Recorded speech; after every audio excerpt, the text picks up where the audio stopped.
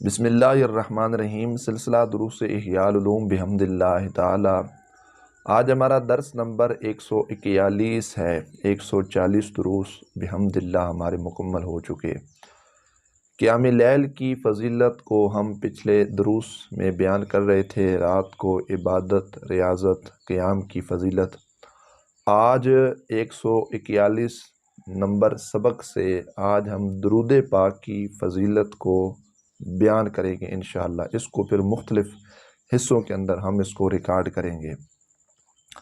سب سے بنیادی بات درود پاک کے حوالہ سے احادیث پاک، اقوال بزرگان دین رحمت اللہ تعالی علیہم اجمعین کے واقعات، ان چیزوں کو ہم بعد کے اندر بیان کریں گے۔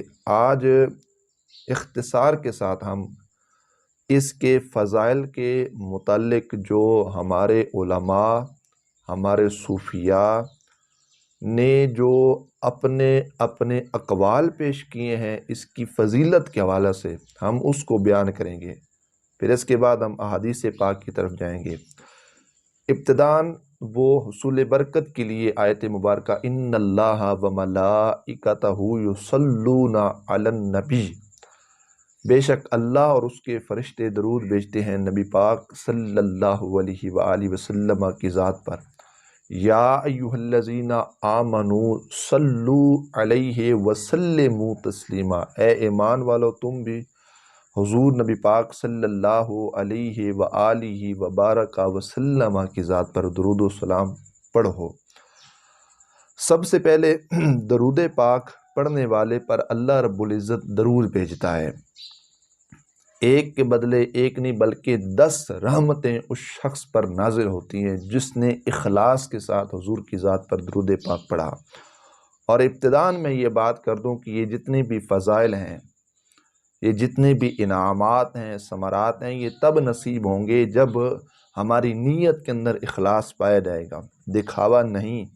اخلاص کے ساتھ ایک مرتبہ بھی پڑھا جائے گا تو وہ کمال درجہ رکھے گا، دکھاوے میں 1000 دفعہ بھی پڑھا جائے گا تو وہ ضائع جائے گا۔ اخلاص جو ہے یہ شرط ہے۔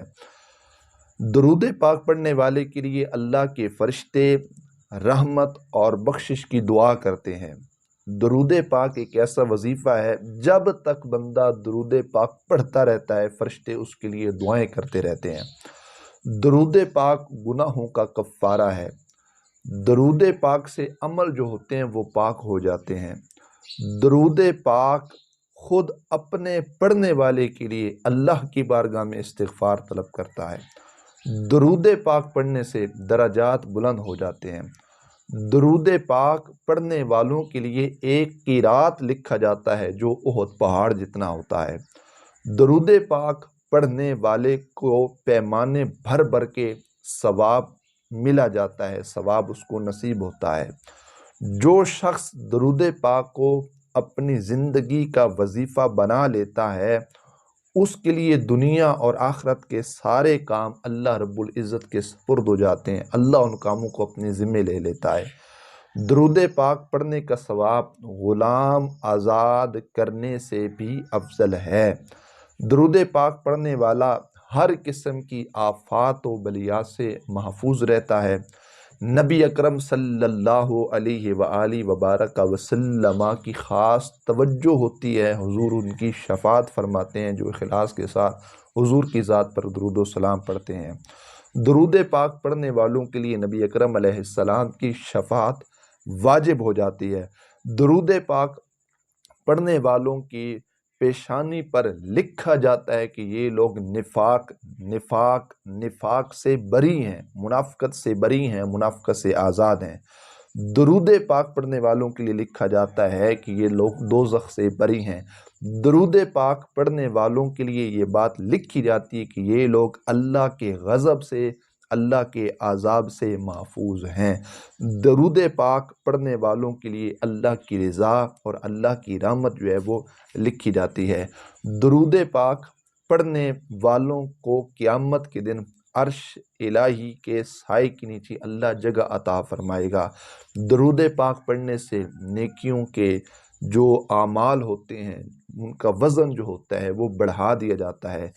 درود پاک پڑھنے والوں کے لیے حوض کوثر پر خصوصی عنایت ہوگی، خصوصی کرم نوازی ہوگی۔ درود پاک پڑھنے والا قیامت کے دن کبھی پیاسا نہیں ہوگا۔ درود پاک پڑھنے والا پل صراط سے تیزی کے ساتھ گزر جائے گا۔ درود پاک پڑھنے والوں کے لیے پل صراط پر ایک نور ہوگا، اس نور سے وہ آسانی کے ساتھ اس راستے کو جو ہے نا اس راستے پر گزر کر وہ جنت کی طرف جائے گا۔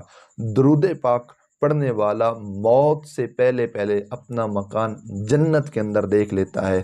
درود پاک پڑھنے والے کو جنت میں کثرت کے ساتھ ازواج بیویاں اس کو عطا ہوں گی۔ درود پاک کی برکت سے اللہ رب العزت مال کے اندر برکت عطا فرماتا ہے، انسان کی جان کے اندر برکت عطا فرماتا ہے، انسان کے گھر میں اللہ برکتیں عطا فرماتا ہے۔ درود پاک مجالس کی، محافل کی زینت ہے۔ درود پاک پڑھنے سے تنگ دستی دور ہوتی ہے، درود پاک پڑھنے سے غربت دور ہوتی ہے۔ درود پاک پڑھنے والے قیامت کے دن سب لوگ حضور نبی پاک صلی اللہ علیہ وآلہ وبارک وسلم کے قریب ہوں گے۔ درود شریف پڑھنے سے انسان کے رزق میں اور بالخصوص اولاد میں اللہ تعالیٰ برکتیں عطا فرماتا ہے۔ درود پاک پڑھنے سے انسان کی زندگی کے گناہ جو ہوتے ہیں وہ جھڑ جاتے ہیں۔ درود پاک پڑھنے سے دشمنوں پر فتح نصیب ہوتی ہے۔ درود پاک پڑھنے والے کا جو دل ہوتا ہے اس دل سے گندگی دور ہو جاتی ہے، دل نور العلا نور ہو جاتا ہے۔ درود پاک پڑھنے سے لوگ ان سے، درود پڑھنے والوں سے محبت کرتے ہیں، عقیدت کرتے ہیں، ان کی اطاعت کرتے ہیں۔ درود پاک پڑھنے والا لوگوں کی غیبت سے محفوظ رہتا ہے۔ درود پاک پڑھنے والا گناہوں سے محفوظ رہتا ہے۔ درود پاک پڑھنے والا حسد کی بیماری سے محفوظ رہتا ہے۔ درود پاک پڑھنے والا ہر قسم کے گناہ اور بالخصوص جھوٹ بولنے سے محفوظ رہتا ہے۔ درود پاک پڑھنے سے خواب میں آقا صلی اللہ علیہ وآلہ وسلم کی زیارت نصیب ہو جاتی ہے۔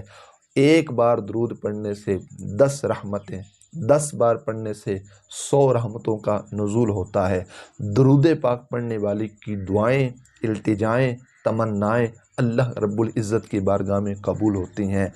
درود پاک پڑھنے والا قیامت کے دن نبی اکرم صلی اللہ علیہ وآلہ وسلم کے قریب ہوگا۔ درود پاک پڑھنے سے ہر قسم کی پریشانی سے انسان محفوظ رہتا ہے۔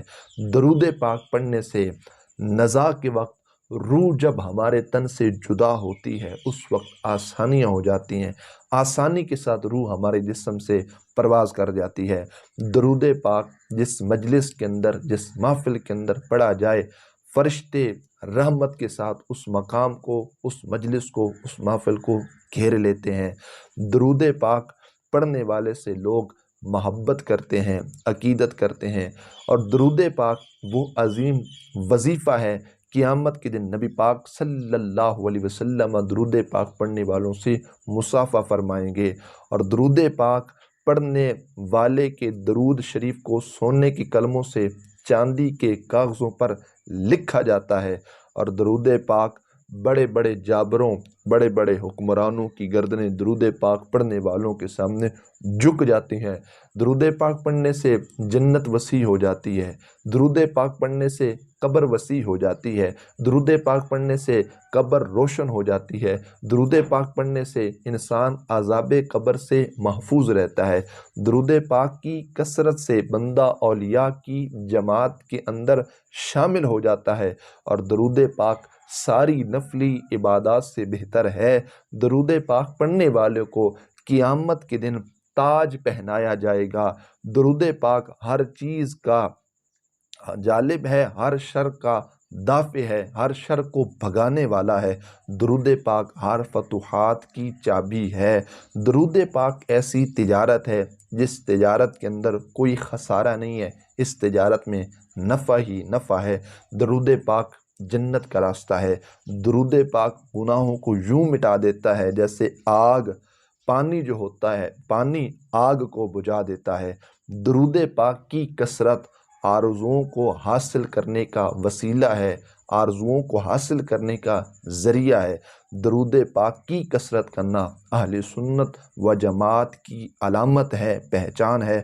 درود پاک کی کثرت کرنے والے کو قبر میں نہ مٹی کھائے گی، نہ قبر کے اندر اس شخص کے جسم کو کیڑے پڑیں گے، حتیٰ کہ درود شریف پڑھنے والے پر اللہ اتنی برکتیں اور اتنی رحمتیں اس پر عطا فرماتا ہے کہ اس کا کفن جو اس کے تن پر ہوگا وہ کفن بھی اللہ کے فضل سے سلامت رہے گا۔